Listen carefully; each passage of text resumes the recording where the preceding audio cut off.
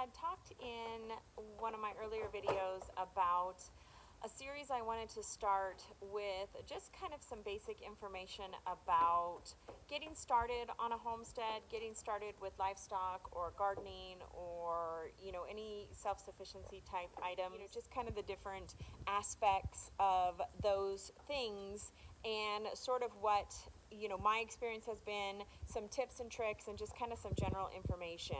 And one of the things that I always get asked about first, of course, are my dairy goats. People are usually very fascinated with the dairy goats. They're interested in getting goats. They're not sure, if it's going to be too much work or something that they can manage. Goats are great for clearing land. They're great for keeping weeds and brush areas down. They will eat grass, so they're great lawn mowers. I really love having the goats on the homestead. Now, my goats are dairy goats. They're Nubians, so they have a really super rich, high butterfat milk, which we love. I've had goats on my farm since about 2005, I think, somewhere around that realm. I've had dairy goats. And I knew nothing about goats when I first started this whole venture. I really didn't know anything about raising livestock. I was not a farmer, did not come from a farmer family, as you know. So getting dairy goats was kind of a big deal for me. So I started with 2 Nubian does that I ended up breeding and then milking. But the first thing that I had to consider when I brought the goats home was containment. Now, goats do get a bad rap because they tend to be a little bit mischievous. I kind of liken them to toddlers. They're very sweet. They're very personable. They're the first ones that'll come up to you and give you loves and snuggle you, but they are a bit naughty. They like to get into things. They're very curious. So it's really important that when you have your herd, when you have your dairy goats, that you make sure that the area that they are in is super contained. There's a couple of different things that you can use. We use hot fence, we use electric fence, and there's a couple of different types of electric fence that you can use. Hi, sweet girl. You can use net fencing, which is, Premier One is a big supplier of net fencing, and we really like the net fencing. Or you can use IntelliTwine or some sort of twine electric fencing. You can do as a many number of strands as you want. We use a 3-strand IntelliTwine fence now, and we really like that. It's easier to move than the net fencing. I can get it super hot, and it's also easier to do different shapes because all I need are T-posts and step-in posts. With the net fencing, it takes a little bit more work to kind of move it around the areas that you want. It's a little bit heavy, but it's a really a great option. The net fence is really a great option, especially for first timers starting out with electric fencing. So that's one way of containing them.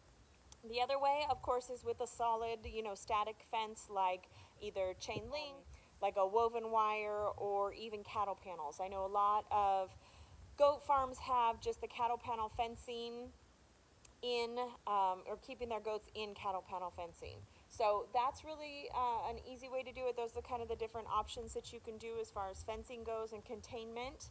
Another thing that you need to consider is someplace for them to get out of the sun or the inclement weather. Now, my goats are a little bit spoiled, so they do come into a barn at night, and they always have. Even before we had this big, beautiful barn, we had just a four-run barn that they would come into at night.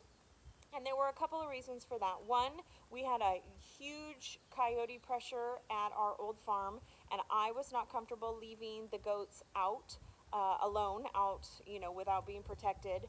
And 2, because we milk in the mornings, it was just easier if everybody was up at the barn and we could easily milk them and then turn them out into the pasture. So, anything from a 3-sided run to a, huge tobacco barn, I guess, will work for goats. They're not very particular. Most goats spend their time outside and don't really mind it, but I do believe that they deserve at least a little protection, a little spot that they can go in at least to lounge around during the afternoon, especially if it gets really hot, or someplace to stay a little bit more protected from inclement weather like rain. Now, if you're somewhere where it gets snow and it gets really, really cold in the winter, you probably want to have a bit more protection for them, just because they do get cold, and you know, they are a small animal and they may not be able to withstand the heavy snow pressure or heavy, you know, wet and cold pressure that you might get in some of those northern states. So the other thing that you need to consider when you get your goats is their nutritional requirements. Now, depending on what you're doing with your goats, whether you have meat goats or dairy goats, or you just have goats that you're using for weed abatement, is going to kind of dictate what sort of nutritional requirements that they have. I'm going to start with dairy goats just because that's what we do and it's what I'm familiar with. So with dairy goats, when they are in milk or when they are gestating, when they're, you know, pregnant and growing a baby inside them, it's really important that their nutrition really reflects that requirement. So high quality hay, we usually feed an alfalfa or a high quality grass hay, as well as maybe a little bit of grain, just some high quality, really nutritionally balanced grain on the milking stand. And I usually put my goats on the milking stand all year round, even if they're not milking, just so they, get used to it. Goats are, cows are yelling at me. Just so they stay in the routine. Goats are incredibly routine oriented, so just so they stay in the routine of getting up on the stand, because that's where I do put them up there for hoof care and other types of things. So they get a little bit of grain on their stand every morning, just to help keep that nutrition up, and just to make sure that, like I said, they remember how to do that. So high quality hay and possibly a small amount of grain if they are lactating or gestating. Another important thing is minerals. Most livestock need minerals. Even if your feed comes with minerals added to it, I feel that it's very important to provide them with a mixed mineral that they can eat off of as they need it. So we actually feed a sheep mineral because we have a mixed flock. We feed a sheep mineral that doesn't have any copper in it, because copper is toxic to sheep. Goats do need copper though, so we have to supply their copper in a different manner, and I'll talk about that in just a second. So they get a free choice loose mineral that is geared towards, like I said, sheep or small ruminants, and they can access that anytime that they want. And I can definitely tell when they need those minerals, because they will go crazy for it, and then sometimes it'll just sit there. So it's really an ebb and flow on those minerals. You'll see that sometimes they really consume a lot, and other times that they're not really going for it. So just to backtrack again real quick, hay, a real good high quality hay, possibly some grain, and then possibly some minerals. Now, like I said a minute ago, goats are unique. They do need copper. So with us, because we are in a copper deficient area, and actually most of the United States is a copper deficient area in the soil, we have to supplement copper. So we actually supplement copper with a bolus, which is just a pill, and we give it to them. It's a slow release pill, and we give that to them once a year. We usually do it right before we breed them, so that they have that copper in their system while they're gestating. It's a really simple process, really easy to do. Now, if you have your goats out eating browse, eating grass, or in the bushes or the woods or whatever, clearing land for you, they may not eat as much hay as somebody who is, or a herd that is just locked in the barn or in a dry lot or whatever, but you still want to make sure that you're offering some high quality hay to them. We had some goats a while ago that we decided that we were going to try and just pasture and not supplement with any hay or feed, and they were all gestating at the time, and they just didn't do well. They lost a lot of weight. The kids were small, and they had some trouble kidding. It could have been a fluke. There could have been, some other reasons for that, but the herd just was not healthy as I felt they could be at that time. So we decided from there on to make sure that we were always, supplementing. We were always supplementing with hay, high quality hay, and of course that grain.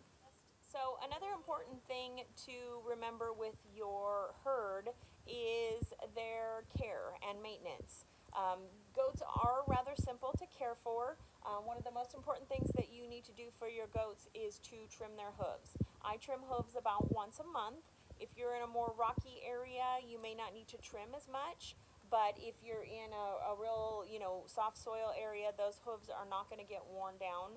There are some people that I've seen that create, rock hills, maybe with some concrete blocks or just with big stones for the goats to climb on and help wear down those hooves. I've never had a lot of luck with that. We did create a stone climbing place for the goats, but I still needed to trim their hooves. So hoof trimming is very simple, and one of the reasons why I feed them on the stand every morning so that they are used to getting up there and getting their hooves trimmed. I would suggest, if you can, look up videos. I will actually link a video that I did with trimming goat hooves. I'll link it down in the description below. But it's very basic, very easy. You will learn how to do it as you go along, but I would definitely watch some videos, see if you can find somebody that's done it before to come over and show you how to do it. But you need to do that. That is a routine maintenance thing that you need to do just to make sure that your goat's feet stay healthy. So the other maintenance or item that you need to worry about, two things really, and this happens when goats are babies, is dehorning and weathering boys, or castrating, whichever one you want to say. So I am a big believer in dehorning. I'm not a fan of goats with horns. I understand the reasoning for them, out in the wild, and maybe if you have goats out in big pastures and fields where they need to protect themselves. My goats don't need that. My goats come into the barn every night. They are protected. Now they have a livestock guardian dog to also help protect them. So it's more important for me to dehorn my goats. That way they don't get those horns stuck in any fences. They don't harm themselves or each other with those horns. I tend to find that my goats that have horns, they use them, and they use them on each other, and they use them on me, and they use them on the kiddos, and that's something that I really can't have on the farm. So I typically dehorn my goats. It's a quick process. It is not a painless process, but it is a quick process, and it's usually, if you do it right, it's 100% successful. I've been dehorning goats since I got them in 2005 or whenever, and knock on wood, I've never had a problem with it. So the other thing is castrating or banding your male goats. I personally don't keep any male goats on the farm unless I'm breeding, and then I either purchase a buck or keep a buck from my fall breeding to breed back to everybody, and then I get rid of him in the springtime after I know that the kids have all been born and everybody is bred. But if you do want to keep some wethers, they make great companions for other animals and other goats. And it's important that you go ahead and castrate them or wether them. You can band them. There's other implements that you can use to make sure that they are not able to breed. Also, boy goats are stinky, and you don't want boy goats. You don't want stinky goats around unless you absolutely have to have a reason for it. So one thing I actually forgot to say, and this is very, very, very important, goats need friends. Goats Goats need friends. They are a herd animal, so it's really, really important that you have another goat. Even if you have, if you want a dairy goat, and you don't want two dairy goats, I would suggest getting a wether to hang out with your goat. So it's really important that you have more than one goat, preferably three, just for herd dynamics. There is a hierarchy of the herd, and so three goats is usually a good number that you should have at any time. Now look, if you can't afford or don't want to have three goats, two is just fine. And you can have one goat, but I can promise you that you're going to run into some issues with that goat being bored, being lonely. They tend to, if goats aren't happy in the area that they are, that's when they tend to start trying to escape. So if they're lonely, if they're hungry, if they don't have a place that they feel safe, that's when they start trying to escape and look for other places to go. So usually when somebody comes to me and says that they've had nothing but issues with their goats, I start talking to them about their housing, about their fencing, and it usually comes to light that, you know, they're dry lotted and they're not feeding them enough, or maybe they just have one goat. It's usually the case when goats start escaping. So the other thing to remember with goats is they are very routine oriented. Goats like a pattern, and once they get into a pattern of doing something, whether that's a good thing or a bad thing, they will continue to do that. So it's super important that you manage them in a way that you want them to do, and you know, not change. Goats are so routine oriented that when we had our dairy goats and I was milking 5 at a time, I think was the most that I milked, I could open the gate to their stall and they would come out one at a time in the order that I milked them. So I would milk Honey first, and then I would milk Lily, and then I would milk Rose, and then I would milk Prim, and then I would milk Holly. And they would come out in that order. I could just leave the gate open, and the first one would come out and go back, and then the next one would come out and go back, and they did that every single time virtually on their own, because they are so routine oriented, because they know the pattern and they know what they're supposed to do. Of course, that's a good thing, but it also can be a bad thing. So if they get into the habit of doing something wrong, of going a wrong way or a wrong direction, you really have to work to curtail, to correct that pattern to the pattern that you want it to be. So hopefully this has given you a little bit of information about having goats on your farm or homestead.